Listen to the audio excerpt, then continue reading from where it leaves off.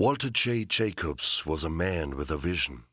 He single-handedly transformed the small coffee distillery his uncle had founded into Germany's foremost coffee-producing company.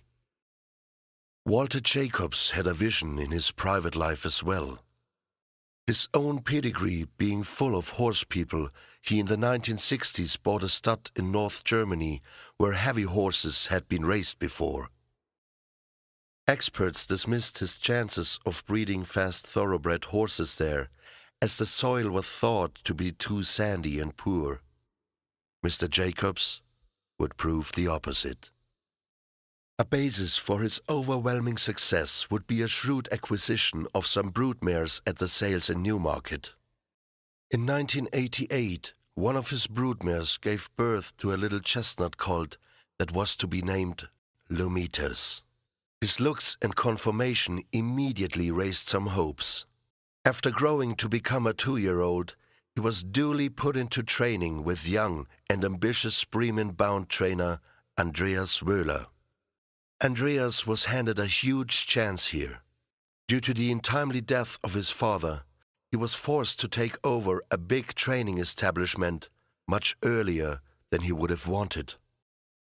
Andreas was only in his 2nd year as a public trainer when Lomitas arrived in his yard in the end of 1989. At the age of 2, Lomitas was entered up for a juvenile event in Hanover. It was then that the first hint of a serious problem would start to unearth. Lomitas would not enter the horse box, as simple as that. So he did not run. Lomitas was entered up again for a little maiden race. He was trained the normal way to enter his transport, was driven to the racetrack and won. Lomitas was quick to establish himself as a leading 2-year-old in Germany in 1990. He had 2 starts and won them both, writing his name firmly on the list of winter favorites for the German Derby of 1991. Wird angegriffen von Lomitas. Iris Stew an der Innenseite in der Bahnmitte Lomitas. Und Lomitas geht nach vorne. Lomitas führt gleich mit 2 Längen vor Iris Stew. Lomitas klar vorne jetzt schon vor Iris Stew. Dahinter kommt Fairy Dancer und Inglis Basualdo. Aber Lomitas ist klar vorne. Lomitas löst sich hier auf klaren Vorsprung. Lomitas ganz klar vorne. Lomitas klar vorne. Gewinnt den Arab Juniorenpreis. Überlegen vor Fairy Dancer dann. Iris Stew, Basualdo, Lonely Love. An ambitious campaign was planned for him, with the German Derby being the main target for Lomitas' 3-year-old campaign. Having practiced to enter the starting stalls at home, nobody did see any problems arising as Lomitas was driven to Krefeld for his first race of the season. In the Bush Memorial, it took the handlers 20 minutes to finally persuade Lomitas to enter the stalls. Erfolgt. An der Innenseite hat Aufsteiger das Kommando übernommen, Aufsteiger. Das Feld ist jetzt Ausgangs des Schlussbogens und erreicht in diesem Moment den Einlauf. Etwas mehr als 400 Meter sind zurückzulegen. Das Feld ist in breiter Formation. An der Innenseite Aufsteiger. In der Bahnmitte kommt jetzt Lomitas und Lomitas geht nach vorne. Lomitas ist vorne. Ganz außen wird jetzt Bordiger Blues eingesetzt, aber Lomitas ist vorne. Lomitas führt. Lomitas vor ihnen De Niro. Lomitas vor De Niro und Quaglino. Lomitas ist vorne. Lomitas führt mit 2 Längen, mit 3 Längen. Lomitas löst sich hier. Lomitas gewinnt leicht vor Quaglino. Dann De Niro vor Chrom und Bordiger. Classic glory loomed for the first time as the German 2000 Guineas was firmly on the agenda now, and Lomitas was driven to Cologne with high hopes. What followed was nothing short of a disaster. This time, 20 minutes were not enough to press Lomitas into the stalls. The horse had made up his mind. He would not enter the stalls. With the major Derby trials and the Derby itself only weeks away, it became clear that this problem would not just vanish. The horse, for whatever reason, did not want to cooperate anymore, and man would have to go down a different path in search for a solution. At this point, a certain Monty Roberts enters the story. He had just given a highly publicized show to the Queen of England, who in turn was deeply impressed by Monty's different approach to communicate with even the most unruly horses. Nobody had ever heard of him in Germany, and whispering to horses was certainly different to what horsemen had been doing to horses so far.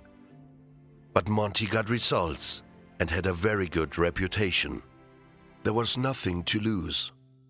It would be back to the drawing board for horse and handler, and Lomitas and his English workrider Simon Stokes had to go back to A and learn to communicate. The Monty way. Simon can recall his first lesson very clearly. It was a dark and rainy day, typical of a German summer, when Lomitas did get his first join-up lesson. Monty took him to a covered hall and closed the doors. Man and horse stayed in for 4 hours. Not knowing who he is, what he does. And he came and had 2 weeks to get Lomitas right before the derby. So we were under pressure. And they bonded, and Monty did a join-up, which I'd never seen before in my life, and communicated, and the horse loved it. As the derby drew closer, Lomitas was sent to the last possible trial, a listed race on his local track Bremen. All watched in awe how a calm and reassuring Monty Roberts, being flown in by the Walter Jacobs especially for the race, took Lomitas' head collar and slowly walked towards the starting stalls. 10,000 racegoers caught the moment and cheered up a horse who had just, purely and simply, entered the starting stall. 200 Meter vor der Linie, Lomitas an der Spitze. Lomitas und dahinter ist Hondo mit Le Jardin. Lomitas ist vorne. Hondo kämpft mit Le Jardin. Lomitas vorne und Hondo kommt nicht ganz heran. Auf den letzten Meter wird er noch schnell, aber Lomitas bleibt vorne, gewinnt mit knapp einer Länge vor Hondo Le Jardin. Dahinter großer Abstand bis zu Coralito und Star. Simon, after getting lessons and joining up as well, was appointed as Lomitas' guardian and continued the special training. It was all new to him, like going back to school, and a totally new approach of dealing with horses for him as well. The Derby. Lomitas was calm and content as he walked in the paddock and cantered down to the start, ridden by young English jockey Terry Hellier, accompanied by Monty and Simon, as well as a nervous Andreas Wöhler, the trainer. Lomitas behaved impeccably, as if there never was a problem, but a small but significant hiccup occurred yet again. This time when Lomitas wanted to jump out of the box. Barely visible for the normal onlookers, Lomitas' door opened slightly prior to all the other boxes. And to save the day, Andreas Wöhler, in his nervousness, jumped forward to close it again, in a vain attempt to help. The derby was underway, though. The race developed nicely for Lomitas, and the jockey was able to settle him. He started to make a move on the outside once they rounded the final bend. But the danger was already there, looming right before him in the shape of yet another chestnut colt, ridden by a very young and not yet famous Frankie Dettori. The horse's name was Temporal. Temporal came into the straight full of running, and even though Lomitas tried in vain to close the gap and go past, he was never able to do so. Feeling the jockey's whip for the first time in his life, Lomitas did not stay straight, and when he changed gear it was too late. He came second. Lomitas would clean sweep the remaining Group 1 races in Germany, simply running away with them. The Großer Preis von Baden, with a quality field assembled before the start, again in hot and humid weather. This time Lomitas would not simply win, he would destroy the field. Running away from them, being so superior that the commentator was lost for words, calling just Lomitas, Lomitas, Lomitas, überlegen vor Temporal. Dritter ist weit, vierter Cresus, fünfter Ultrop. Die deutschen Pferde alle vorne, eine super Leistung. Lomitas then won the Großer Preis von Europa in Cologne, and there was a lot of talk whether he should be sent to Paris for a crack in the Prix de l'Arc de Triomphe. His wise owner did not want to rush a young horse, assuming there would be another edition to tackle Europe's most famous Wait for Age event. Lomitas was officially rated third best 3-year-old in Europe and was voted Horse of the Year in Germany. Lomitas wintered well and ran 2 very good races in 1992, though got beat once. He came back to Hamburg to erase his second place in the Derby out of the heads of the Hamburg crowd. And nobody did see the dark cloud that was to come nearer with every day, putting Lomitas' racing career and ultimately his life in balance. Some time after Hamburg, a letter reached Walter Jacobs, claiming a huge amount of money and threatening to kill the horse if the claim was not met. People surely would not kill an innocent horse, but action was taken as Lomitas got a night watchman to protect his stable box regularly, and the police was informed as well. Lomitas' training regime went ahead as usual and was seemingly uninterrupted. And he was prepared for another crack in the Düsseldorf Group 1, the Preis der Berliner Bank. Lomitas appeared calm and tranquil in the paddock, but his colt failed to sparkle that day. Lomitas was never traveling. He trailed in beaten oh so many lengths, and something was clearly horribly wrong. An anonymous letter followed the very next day, basically stating that this was the proof that we can get to the horse at any time, and the run in Düsseldorf was just a warning. Worse would follow if the claim would not be met. A post-race examination by the vets showed unusually high blood counts in the horse's liver and kidney, proof that some poisonous substance has indeed been given to the horse. Lomitas' life clearly was in danger. Very shortly after the Düsseldorf disaster, Simon received a confidential phone call from Mr. Jacobs. Lomitas clearly was not safe where he was, with danger all around him, and the claim was taken very seriously now.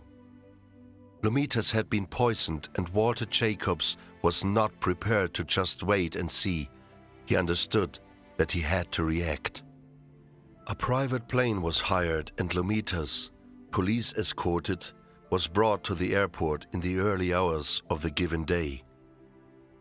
He would be gone and be safe before anybody would notice, and because the whole departure was treated with the utmost secrecy, not even the trainer was informed, no chance was given to any wrongdoer who might come out of the yard itself to do further damage to the horse. Lomitas and Simon boarded the plane in Bremen, and as if the horse sensed the situation, he fully cooperated, never flinched, and entered the plane with no hesitation, no sign of his old fears. The flight took them to England. In the hectic days that preceded this flight and the escape, out-of-the-country contact was made, through Monty Roberts to Lester Pickett's yard, and it was to his premises that Lomitas and Simon went for rescue. Lomitas would be given a new name, Pirelli, so nobody was to know his real identity. He would be just another chestnut racehorse with his English work rider. It sounded simple, but was a risk, yet the plan worked. Simon Stokes' diary notes an extra special workout in the middle of September '92, the day Lomitas gave indication that he started to pull all the trouble behind him. He worked like a proper racehorse that day. Everybody could see the progress the horse was making, and it would be only a matter of time before facts would be leaking out. Connections were keen not to reveal their true identity still, and it became clear that Lomitas had to move on. He was bred to be a racehorse, and his development and improvement showed that after all the threats and troubles, Lomitas still wanted to be one. But coming back to Germany was out of question, and England was too nearby and not deemed to be safe. So Lomitas and Simon would move again, would board yet another plane that was to bring them both further away from criminal intent, further away from the danger. They would fly to America. Monty Roberts' part in this move cannot be underestimated. He arranged the horse to be put in proper training over in the States. and chose Ron McAnally, a top racehorse trainer based in Santa Anita, California. Lomitas would have a job again. He would be a racehorse once more, as connections were keen to gain reward for the stolen time. Lomitas' story does not end here. He was trained and did run in America. He raced 4 times, winning 1 small race, but ultimately paid the price for the drugs and poison in his body system, as his feet could not be cured properly and caused him trouble and pain. He was still ill. He needed a rest, so his life as a racehorse came to the end, but he was not disgraced. It was time for Lomitas to come home. It's the dream of every breeder to breed a horse good enough to come back to his home soil as a stallion, being able to pass on his superior genes to further generations. Lomitas was the champion Walter Jacobs had hoped for, and Lomitas did come back with his head held high. Lomitas started to cover his first season at his homestead Fairhof in 1994, closing a circle. He was born and raised here, took his first ungainly steps with his tiny hooves when he was born on the farm back in 1988, fully 6 years before. Lomitas wasted no time in proving just how good he was in his second career as well. His first crop included champion race horses Silvano, Belenus and Sumitas, Arlington Million winner, Derby winner, and German 2000 Guineas winner in between them, and he has never looked back since. Lomitas died in 2010, aged 22. And what a legacy he left. It was his daughter Daydream who, among many top-class races, stormed home to win the Arc of 2011, thus winning the race he himself was denied to contest. His memories are golden, and he is much missed.